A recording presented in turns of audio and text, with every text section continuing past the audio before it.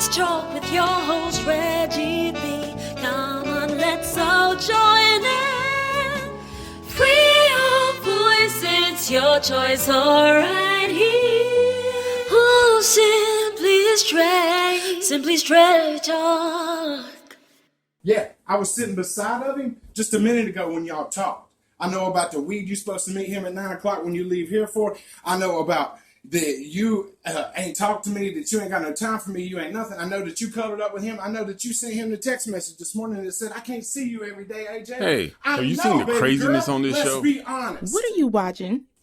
I don't know. I just changed the TV to this channel, but this guy cheated on his girlfriend, and this other woman, who is very promiscuous, she has a boyfriend, so now they are both saying they have a sex addiction. Do you believe that? I can't say that I do, and I can't say that I don't. How is that even an answer? Don't get scared. Tell the truth. It's not about being scared, but I can't say what you're describing from the TV is real. All of that extra stuff they're doing could just be scripted for ratings. But if we're talking about real life, then it may be possible for a person to have addiction to stimulation from sex. Now, I am not saying that makes everything okay. I agree, because you know what? Some people would use it as a reason to cheat. That's why you need to know the person you're with or trying to get with before you get caught up in those type of situations. Let me tell you, that would have saved me a lot of heartache when I was with that crazy thing, Paula. Heartache? Boy, please. It would have saved you a lot of money, a lot of embarrassment, a lot of doctor's visits. Okay, I get your point. A lot of antibiotics. Hey, okay, enough. Oh, I'm sorry. I thought you said don't be scared to talk. Are you afraid to talk now? What? Please, I ain't never scared. Anyway, my point is there are consequences for not being able to control your urges and desires. Some people may not be able to do it on their own. Other people probably don't care, like your ex, Paula. So what if your man had a problem like that? No. We are not going there because I don't play that. Wait, are you trying to tell me something? What are you talking about? It was just a question. Just a question, okay. I got you. You know what? There's another show coming on. Why don't we check that out? And let's see here. Let's just check that out. What's the name of this show? Woman's Best Friend Keeps Secrets? Oh, come on. I wouldn't do that. Besides, the name of the show is Best Friend Can't Figure Out Why His Woman Best Friend is Insecure About Her Relationship Unless She Having Problems and Don't Want to Admit It. Now you know that title is too long for any TV show. While you cracking jokes, turn on the Psychological Channel. It's on the WNBA station. WNBA? What station is that? That sounds like a sports station. Oh, it's Station 40. Watch Melissa beat that ass. You so violent. You just dying a leap in the sun. Keep talking. So you said Channel 40, right? Channel 40. Yes, Channel 40. You are learning. Welcome to the Simply Straight Talk Show, a podcast about real life with real talk. Each week, we deliver the best hard-hitting conversations on topics that affect you and me every day on this journey called life. Now, here's your host, Reggie Maddox. What's up, everybody, and welcome to another episode of the Simply Straight Talk Show. This is your host, Reggie Maddox, man, and today I got a topic for you. But first, I gotta put out this advisory warning. This is a topic that will consist of a sexual dialogue. Not in a way that is going to be negative, but I'm hope it's going to be educational. We're all about self-improvement. We're all about, discussions that's going to create resolutions, that's going to help you think, that's going to help you be a better person. So please keep that in mind. This is a topic that does contain a sexual suggestive dialogue. Okay, I just want to put that out there.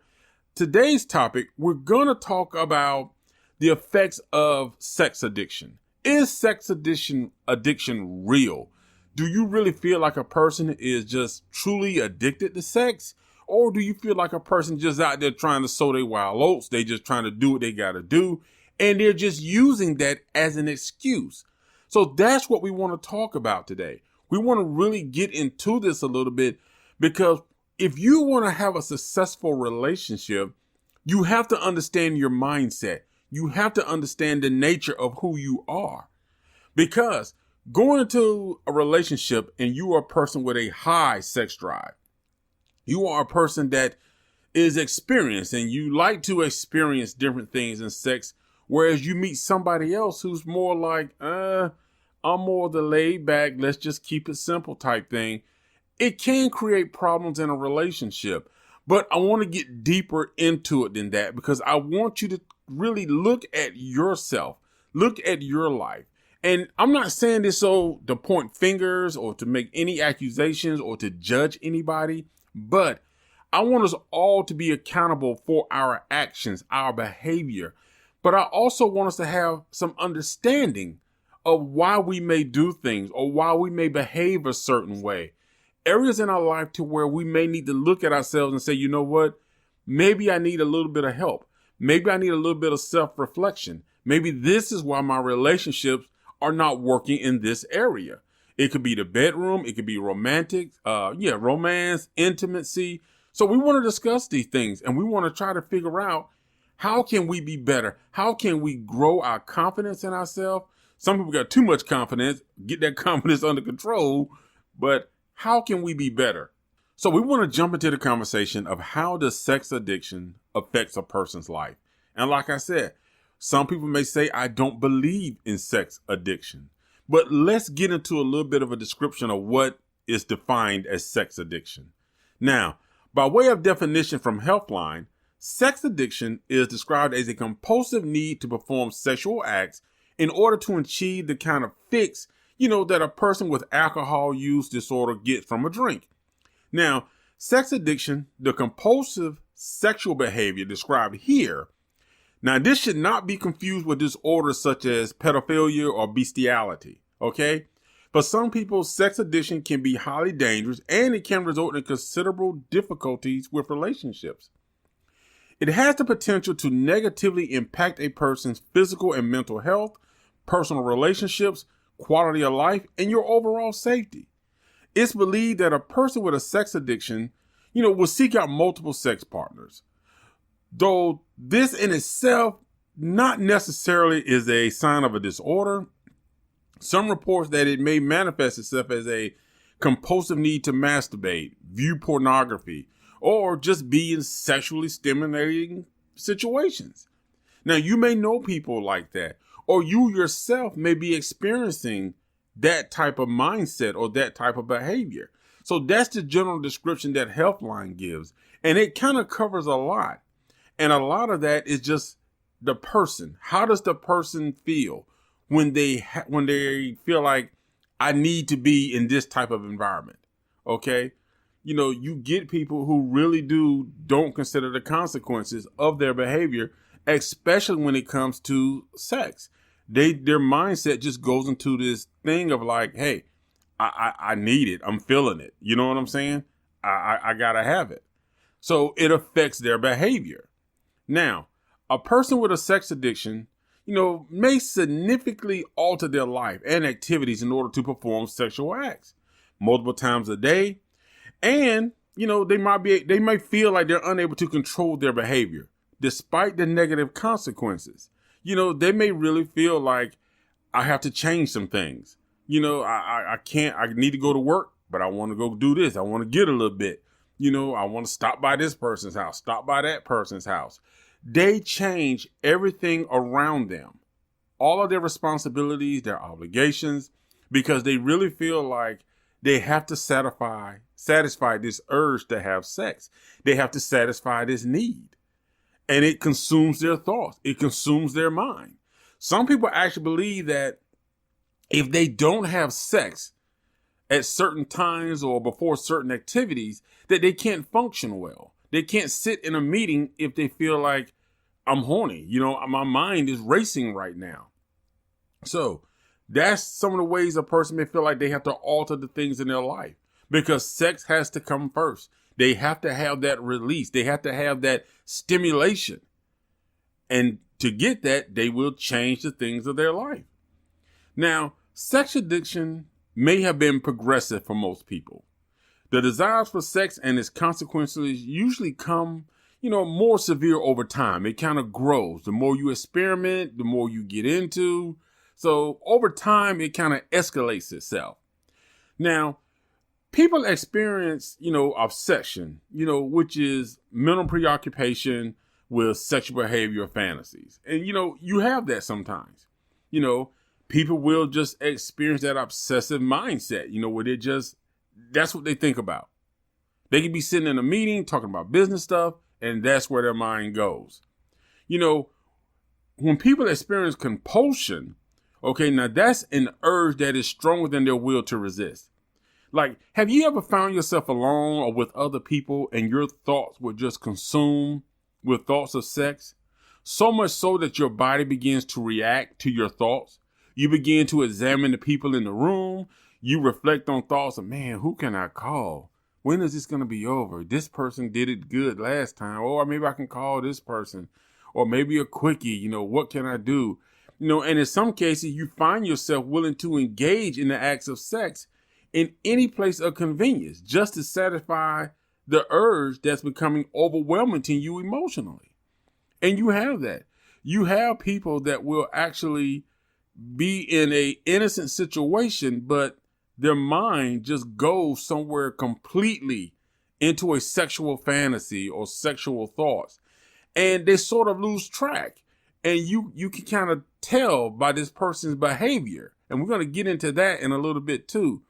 But sometimes people get overwhelmed by this urge. They get overwhelmed by the need to have sex. And they really don't consider the consequences. They don't consider their, okay, is this the right time? I should just hold off on this. Let me just wait till I get home. Let me wait till the weekend. But some people, the urge is so strong, it's like, it's got to happen now. It's got to happen right now. Now, let's ask ourselves a question. How often has sex become more important to you than your friends, family, or your career? Sex-related obsessions, they can fill your mind and distort your thinking. For instance, you were supposed to meet someone, but you wanted to have, sex. You felt that need, so you made them wait. You could have been late picking up your child, or maybe sent your child to someone else's house. Sex has become a way for a lot of people to get relief from negative feelings or just further avoid responsibility. Because some people, when they get into this state of mind to where it's like, I'm alone, or maybe I'm feeling a little depressed, maybe I'm feeling like no one cares about me, or maybe I just need some stimulation to get these bills and all this problems with the job off my mind, and they see sex as a way of doing it. Where some people will smoke, some people will drink, some people will see sex as a way of really just taking their mind away from where they're at. The physical touch, the stimulation, the penetration, all of that, it just takes their mind away. For those, however long it takes, they're really just engrossed in that moment. And, it just gives people a false sense of, satisfaction for the moment. Because the reality is going to hit you right after everything is done. Now, people may repeat sexual behavior even though they were well aware of the potential negative effect it has on themselves and others. Now, much of the time that people spend acting out trying to manage the resulting crisis and problems. Because when people get into these situations where they start jumping around, sleeping with multiple partners, then they find out that they sort of created other problems. It could be you thought it was a one-night stand, the other person didn't. It could be now you might face the option of, wow, is she pregnant? Did I get pregnant? Venereal diseases, STDs. You started going through these other issues that just start to create mountains, and sometimes it just adds more problems on top of the problems you already got. And not to mention emotionally, some people don't recover very well. You can have a moment of stimulation and you can even orgasm, and then right after that, you can go into a state of depression or sadness. It happens. And I think it's fair to say that, people even go against their own morals, their own values, because sex has become such an overpowering force in their life. It's true. It is true. People will go against their own moral and values. because we fabricate lies to hide our behavior. People will hide their real sexual desires and fantasies. You will see people in relationships, and one of the things they want is openness. But sometimes a person may feel like, yeah, I like sex, but I don't know if I can really say what sexual type activities I really like, because my husband or my wife may not really approve of it, or they may judge me. For example, you may have a person that wants to do threesomes, public sex, double penetration, orgies, dirty talk, and other things of a sexual nature. And people find themselves isolated and alone, and often depressed and angry about their sexual behavior.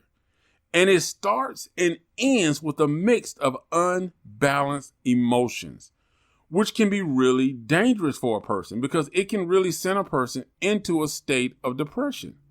Now, no matter how sincerely a person may think like, man, I want to stop this, their preoccupation with sex and their destructive sexual cycles, they feel powerless to change. And others may have engaged in the same sexual behaviors without ill effect, but they could not. Sometimes our willpower will repeatedly fail us. We cannot stop acting out sexually. Even when we're faced negative and disastrous consequences, we still go back to that same mud hole. You know what I'm saying? We can still feel that we are powerless to change our own lives. And a person may feel this way because they feel that they really are alone. They may feel others would judge them. And, they may feel like, I'm not a good person. I'm not the same person you see. When you see me, we're laughing, we're joking, we're talking. You talk about my career, how good my career is going. You talk about how much I do for the community. But behind closed doors, I'm a different person when it comes to the sexual aspect of my life, because there are things I like. But those things you may find to be offensive, or you may find to be disgusting. You may not like the fact that I like dirty talk, or that I like double penetration or public or stuff. I don't like double penetration, but you know what I'm saying? The fact that a person may enjoy things that are not normal than the missionary style, doggy style, laying there, kissing, hugging, lay in bed, cuddle. Some people are just more adventurous when it comes to the sexual activity in their life. So it brings us back to the point of, when you think about these things and you think about these behaviors, and maybe you're with somebody who you feel like, I think my husband or my wife is a sex addict. Why do you think they're a sex addict? Do you feel like they want more sex from you? Because if they're just wanting more sex from you, it may not make them a sex addict. It may just means that they really enjoy being with you. So you have to really think about that, and you can't just label a person as a sex addict. You need to understand their behavior. You need to really watch their behavior. When you talk about your husband or wife and they're saying, listen, I want to get into swinging. And, when they start to really get to the point to where they want to do so much more that's out of the normal, you know what I'm saying? When their whole life is consumed by it. If you're on the phone with somebody and all they talk about is sex, you ask, how's your day going today? Oh man, my day was good. You know what? I would love to come home right now and just lay you on the kitchen counter. If every conversation turns to something like that, yeah, I'm going to call you like, yeah, you might be a little bit of a sex addict. You know what I'm saying? But we're going to take a quick break, and we're going to be right back because we have more of this conversation that I want to share with you. Please don't go away, because it's going to get deeper in a respective way now. Like I said, this show is all about self-growth, self-development, and I want to use this topic to help you to understand some things. Now, we discussed the sexual behavior from people. Now, I want to get into a little more deeper aspect of that, some of the things that we need to really understand about a person's behavior, sexual behavior. So, we'll be right back right after this message. We'll be back with your host, Reggie, on Simply Straight Talk. RM Viaging is a company based on life's journey and sharing life lessons with the world in the form of laughter and reflection. inspiring people to go after their dreams and not giving up on life. RM Viaging creates inspirational music and motivational speeches designed to motivate all age groups. Visit our website at www.rmviaging.com to hear samples of our music. You will also find motivational articles on our blog page titled New Life, New Mind Blog. We also have a weekly podcast hosted by Reggie called Simply Straight Talk, all on our website at www.rmviaging.com. We hope you're enjoying the show. As our listeners, this show is made possible because of your support. Make sure you click the subscribe button and leave a comment. Thank you for being a part of the show, and now back to your host, Reggie Maddox. Hey everybody, and welcome back to today's show. This is your host, Reggie Maddox, man, and today we're talking about living with a sex addiction. We're talking about sex addiction, its behaviors, and like I say, before we get into this again, I gave you guys an advisory warning at the beginning of the show. I want to throw out one again, that this show does contain sexual language. It is sexually suggestive, but I am doing this show in a way that I want you to understand. So it is about self-improvement, self-development. Okay. So I just want to put that out there in case you in the car, you know what I'm saying? You got kids around, you might want to delay it, but listen, but don't tune in right now, but do tune in at some point. Okay. Now, in the beginning of the show, we talked about some of the behaviors, some of the things that people do who are affected with a sexual addiction. Now, one of the questions I brought up in the beginning is some people say, I don't believe there's a such thing as a sex addiction. Some people don't believe it. Now, I can understand this mindset, especially if somebody cheats on you, because if you cheat on me and you say, well, you know what, babe, I got a sex addiction. I probably am not really trying to hear you right now. I'm like a double shot of Novocaine. I am not feeling it. You know what I'm saying? Because I'm sorry, I'm just not feeling it. But I'm not denying that scientifically there could be some reasons. But unless we got scientific proof in our relationship, then yeah, we're going to have an issue. But anyway, let's get back into the show. And I want to start off with Masters and Johnson, who have been reported as two groundbreaking sex therapists, and they coined the term sexual response cycle. Now, this means the sequence of events that happens to the body when a person becomes sexually aroused and participates in sexually stimulating activities, intercourse, masturbation, foreplay, etc., etc., etc. Now, the sexual response cycle is divided into 4 phases, okay? Excitement, plateau, orgasm, and resolution. Now, they say that there is no distinct beginning or end to each phase. They're actually all a part of a continuous process of the sexual response. Now, during orgasm, your brain is working overtime to produce just a bunch of different hormones and neurochemicals. Now, one of these chemicals is dopamine. Now, dopamine is a hormone. It's the hormone that is responsible for the feelings of pleasure, desire, and motivation. And some of us just have a lot of it. Okay? Too much. All right? Too much. All right. But seriously, dopamine, it is responsible for your feelings, your pleasure, and your desire, your motivation. Now, clinical psychologist Daniel Schur told Insider that there's a reason why people tend to feel like, more bolder, less inhibited during sex. And the part of your brain that's in charge of your logical reasoning skills, it temporarily basically goes on vacation. So when you're in the act, you know what I'm saying? And, the sex is kicking in, that part of the brain is like, hey, go for the ride, baby, enjoy it. And the lateral orbifrontal cortex become less active during sex.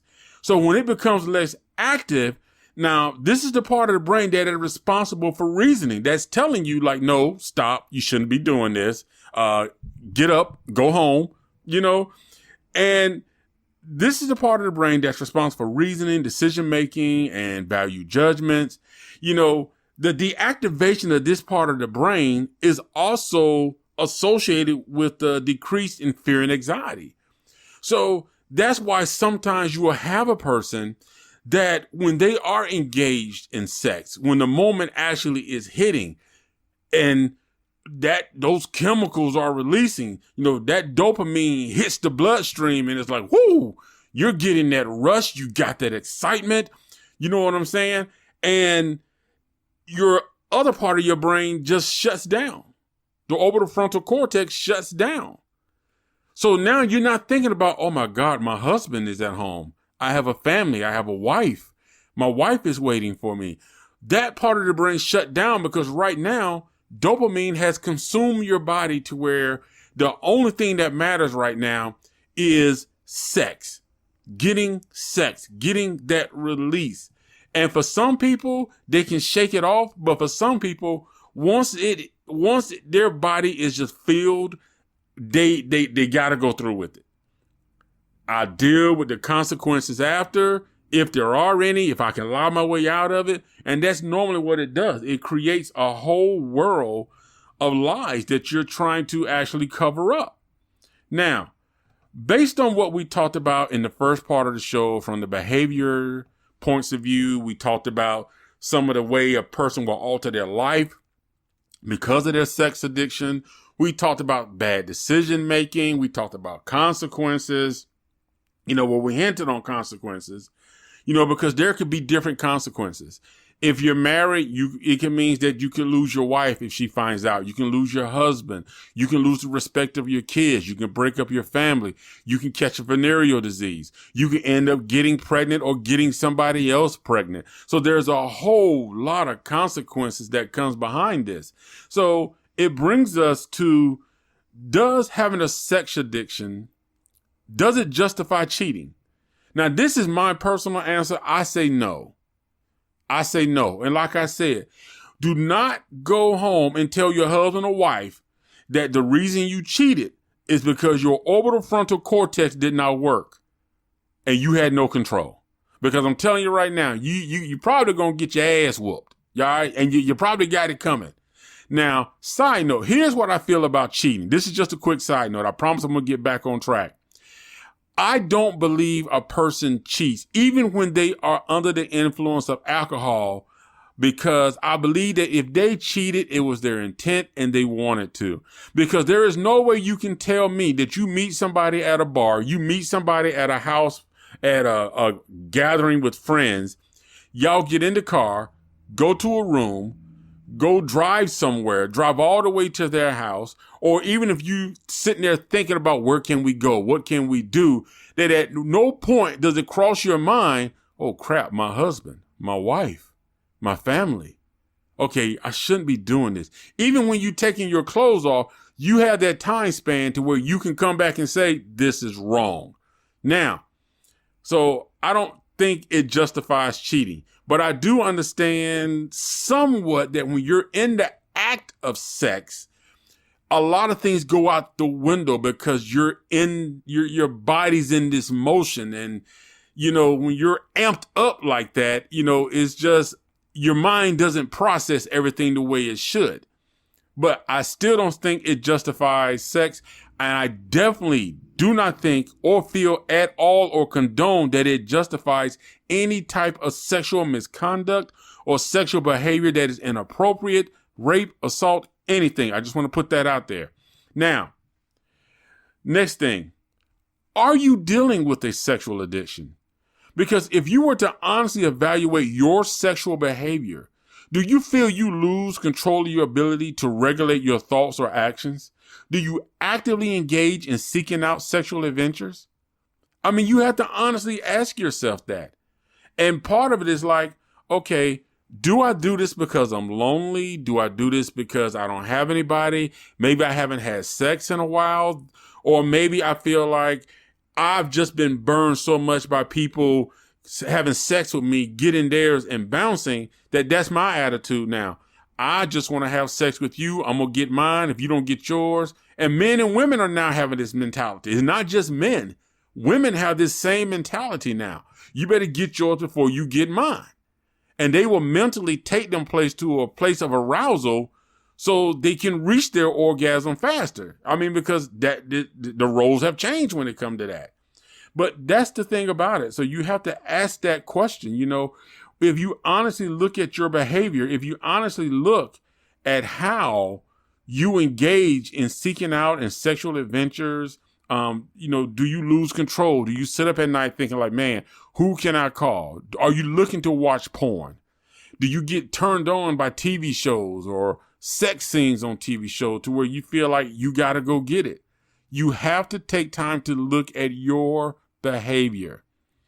Next, do conversations need to take place? If so, when? Now, I think this is a very good discussion point because, you know, we have to ask ourselves, when is the right time in a relationship, or say you're starting to get to know somebody and things are starting to get serious, you're starting to get feelings. When is the right time to have that discussion about sex? I definitely don't think the first date you meet somebody that you drop the bomb. You know, as soon as you sit down at the table to eat, you know what I'm saying? You get your little drink and it's like, so tell me, do you like threesomes? You know, what are you into? 69? You know, what do you like doing? You know, are you a swinger? I like swinging. You know, I don't think you should drop that conversation on the first date. It should be at a point to where you start to realize that the relationship is getting serious, that you're starting to have feelings for this person. And a lot of times, some men and women want to jump into the sexual conversation too fast. It's before there is a relationship. They just want to get into the sex topic. And I never understood that, because unless you planning on just going out to meet somebody to have sex and that's y'all agenda, then so be it. But if you're looking for a real relationship, you're looking to really meet somebody that you want to get to know and spend your life with, then this conversation should take place, but not till you reach the point to where you both are on the same page that that's what you want. You want a long-term commitment with each other. Then you need to have that discussion of how and what is your sexual behavior? What are your sexual fantasies? What are your interests? Because you need to know that. Because the worst thing is to get into a relationship with somebody who says, you know, here's the thing. If you're somebody who, put it like this, say if you met somebody who's in the Navy, okay? And the Navy takes you to places like Philippines, Thailand, Australia. You go to some places where sex is uninhibited and no restrictions, and you can try and do everything. So say you meet a woman and she's a little more, or you meet a woman or a guy, whatever your preference is, you meet somebody and that person is a little more reserved. They're a little more conservative. They're more like, listen, I just like missionary. I don't do oral. You can do it on me, but I don't do it on you. You know, I eat your booty, but don't, you know, people have different things. Somebody more experienced is going to be more adventurous. They're going to want to try more things. Whereas somebody who's really conservative is going to be like, don't do that. And sometimes a person who really enjoys sex and adventurous may try to rush that person into trying things. You know, she may not be into anal, but she may be willing to try it, but not on the first time. You may have to wait, okay? Because remember, the relationship should be about you two trying to build something long lasting, and there are other things you can do.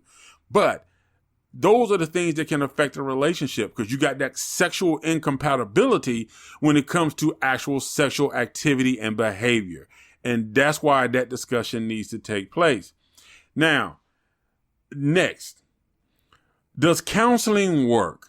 Now, I've done a show on marriage counseling, and I think it's the same thing when it comes to seeing a sex therapist or going to a therapist about about sexual addiction. With any form of counseling, it's going to depend on your ability to be fully transparent. It is, and a true desire to change. Because you're going to have to really open up and say, listen, you know, I like doing this. I like doing this. I like swinging. I get, you know, when I'm with multiple women, I just get so aroused. It's like it's like ecstatic to me. It's erotic. I like erotic things. I like taboo things. because you may have to have those discussions to kind of help you figure it out. And sometimes talking to a therapist, you can kind of go back into your childhood history, because what if it was a person who was maybe sexually molested or, as a child, and they just become promiscuous. I dated a woman who was very promiscuous, and, she had a child. Well, yeah. Okay, let me get this straight. 'Cause I'm trying not to put too much into the story, but I feel like this story is very relevant to what I'm talking about. I dated a woman who was sexually assaulted as a child by her father. And she was very promiscuous. She was very flirtatious with guys. I mean, even though I understand the trauma she went through with her father, that passed on into our relationship, because now I'm dealing with something that I don't feel is fair to me. Although I am understanding that she had a traumatic past. So she was very flirtatious with guys, very promiscuous with guys. And my concern was, because it got to the point to where I couldn't even love her anymore, but I still loved her daughter. And it got to the point to where her daughter, I was like, if you don't stop this behavior, your daughter is going to pick up this behavior.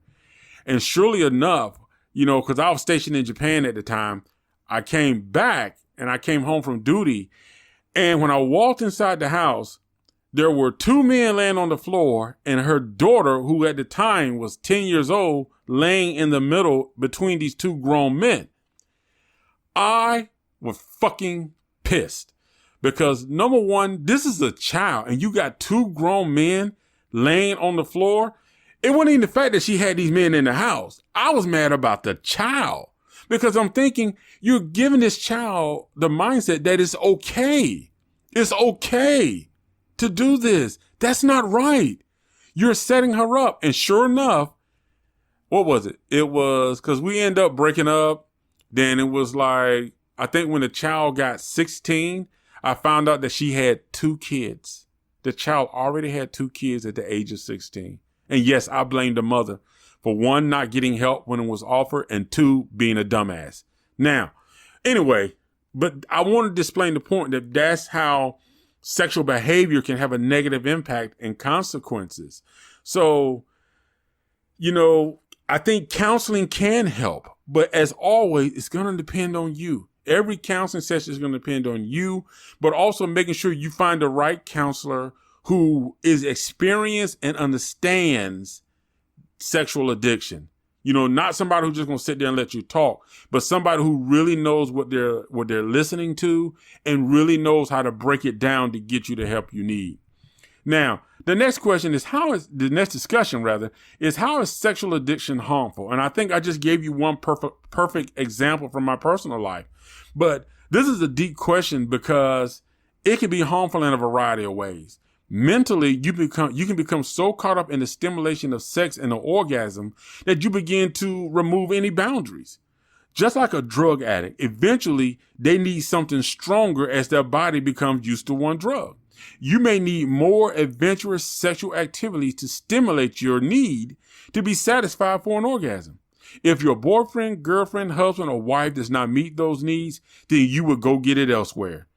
You may have sexual intercourse with your sister's boyfriend, your brother's wife, best friend's husband or wife, and you hear this happening all the time, where a sister slept with her sister's boyfriend, or a husband, brother slept with his brother's wife or girlfriend. You hear about these things. You hear about it. You know what I'm saying?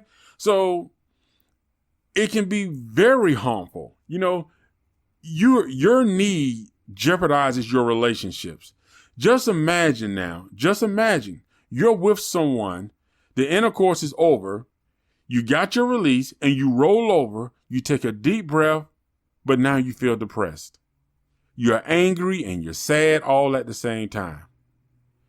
And as the natural emotional state starts to return to normal, you begin to feel disgusted, either morally, you start to convict yourself, or you may even say that this is not even close to the type of person I like or I would even be with. Because now the reality is setting in. your body, the chemical balance in your body is starting to return to normal. And you don't feel good about what you did. You don't feel good about where you are. And you definitely don't feel good about the person that you're with, because you realize that this is not really you. It was a moment to where mentally you gave in to your urge. And for some people, financially, they may be harmed, because you might end up paying for sex with prostitutes. You might start spending an excessive amount of money on porn sites, OnlyFans, UJizz, and all these other porn sites. So look at me trying to pretend like I don't know what they are. But you may start spending a lot of money on these porn sites. And, this excessive spending, it's going to hurt you. It's going to hurt you. You're going to start jeopardizing your bills, your rent. You know what I'm saying? You may even start spending money just to maintain a friends with benefits, so you have somebody to have sex with on an on-call basis. Ultimately, it can damage you. You can lose your reputation, and in a negative way, you'll face health issues. So yes, having a sexual addiction can be very harmful to you, your friends, your family, and those around you, even your job. Some people will even do it on their job, and that can really pay the price. That's something you don't want to get into. You really don't, because now you open up a whole nother can of worms of being accused of inappropriate sexual behavior on the job, sexual harassment. So you got to be mindful of that. Now, I want to talk real quick before I wrap this up about negative unconscious behavior.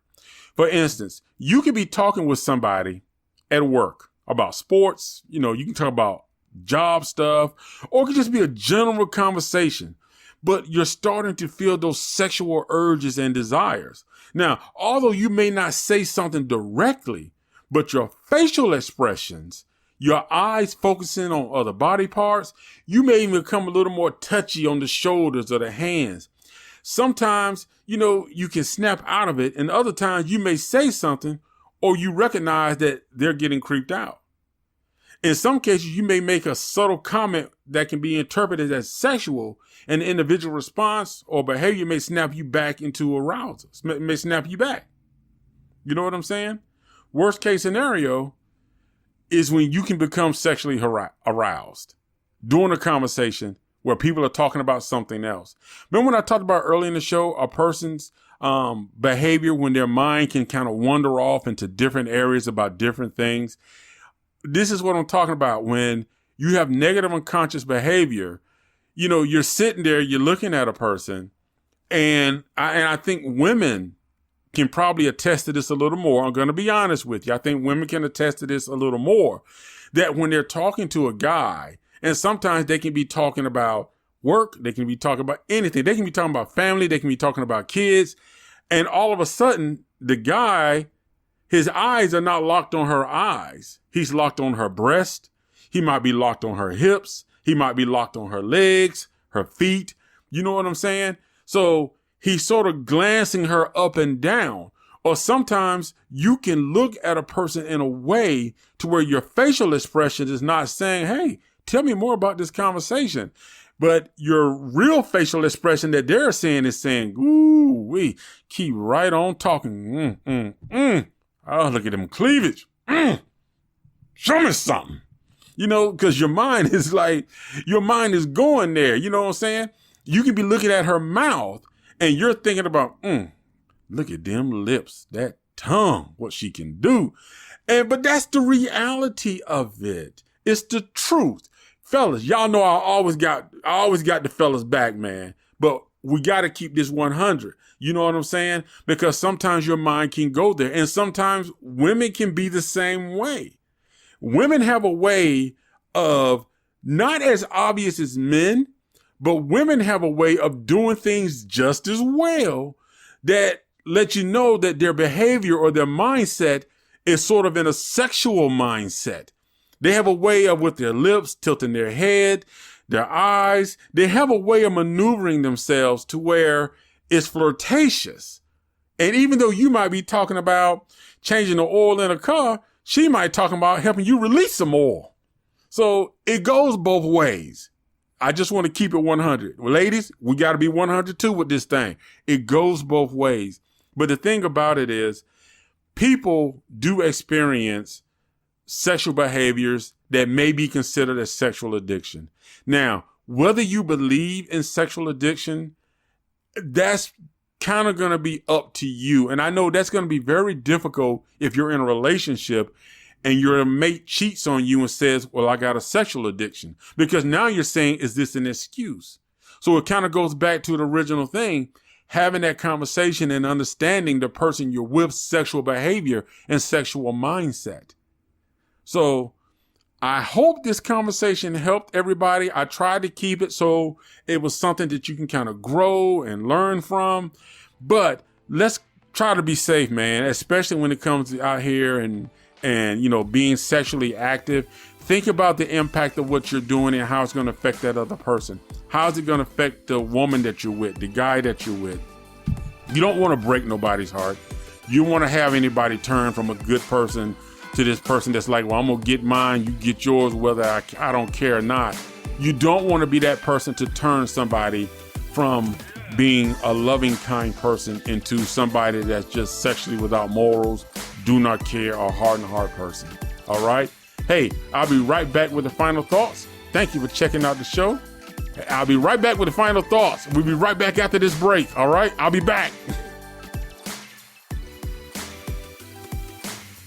Free your mind, free your voice right here on Simply Straight Talk.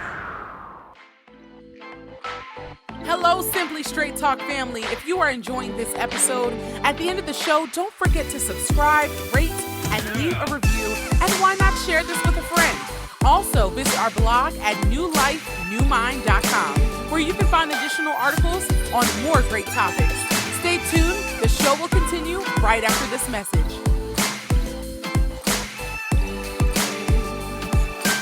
Are you ready for the straight truth? Reggie, what's the final word for today? Hey, everybody, and welcome back to the final thoughts of today's show. Today's show is about living with a sex addiction. We talked about some of the consequences. We talked about some of the behaviors. We talked about some of the mindsets and some of the mental aspects of what occurs with a person who has a sex addiction. Now, I just want to say that, I kind of mentioned this early in the show, that anytime you are engaging in sexual activity, you need to be accountable for how your behavior is going to affect the other person. And I know sometimes that we all get urges. We all get in the mood. We all feel like some days, like, listen, I just need somebody to touch me. I just need somebody to hold me. I just need to feel some type of comfort. And if sex is how I'm going to get it, it would be nice. But sometimes we have to kind of check ourselves and pull ourselves back. We have to find other outlets that are more positive, less risky, that don't come with consequences, especially if you are involved in a relationship, if you have a husband or wife, your kids. You have to be mindful of these things, and especially considering your health and what's going on, especially in today's age today's time where we're now dealing with the whole COVID-19. So we just have to be more conscious and aware of our behavior and make sure that you understand that you learn how to have that conversation with somebody that you're interested in, and be mindful of people that you are getting involved with. If you are pursuing someone and they just really seem to be pushing the sex narrative, you might want to take a second look at if you really do want to get into a relationship with that person. Now, if you're just looking for friends with benefits, I'm not recommending that. But if that's what you're looking for and y'all on the same page, by all powers, do you, boo-boo, go get your money, however you do.